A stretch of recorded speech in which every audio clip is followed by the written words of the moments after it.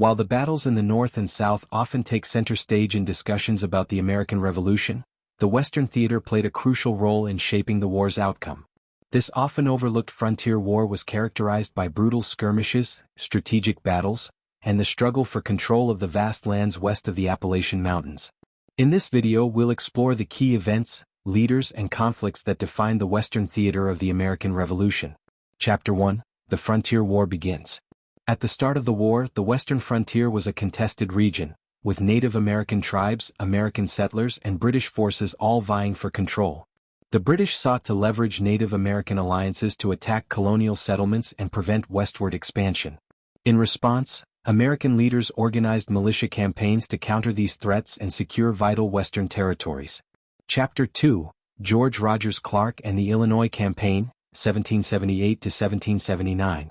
One of the most significant figures in the Western theater was George Rogers Clark, a Virginian who led American forces in the fight for the Illinois country. In July 1778, Clark and his militia launched a daring campaign, capturing British-held Kaskaskia, Cahokia, and Vincennes with minimal resistance. However, British forces, under Lieutenant Governor Henry Hamilton, retook Vincennes later that year. Clark's most famous moment came in February 1779, when he led a bold winter march to recapture Fort Sackville at Vincennes.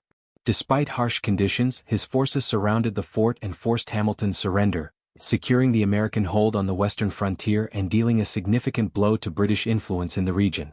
Chapter 3, The Role of Native American Tribes. The Western theater saw complex alliances between Native American nations and both British and American forces.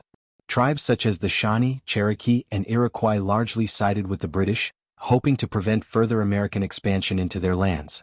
This led to brutal frontier warfare, with raids on settlements and retaliatory attacks by American militias. The Battle of Blue Licks, 1782, in Kentucky was one of the last engagements of the war, where British allied native forces ambushed and defeated an American militia force, demonstrating the continued struggle on the frontier even after major battles in the East had ended. Chapter 4, The Impact of the Western Theater on the War. Though often overshadowed by the Eastern campaigns, the Western theater was vital for securing American claims to the frontier. The success of George Rogers Clark and American militias helped strengthen the U.S. position in post-war negotiations, ultimately leading to the inclusion of the Ohio Valley in the Treaty of Paris, 1783. This allowed the young United States to expand westward and set the stage for future conflicts over control of the continent. Conclusion: The Forgotten Battles of the Revolution. The Western theater of the American Revolutionary War was a harsh and unforgiving battleground, where militias, settlers and Native American warriors fought for survival and control. The struggles on the frontier not only shaped the outcome of the war but also influenced the westward expansion of the United States in the years to come.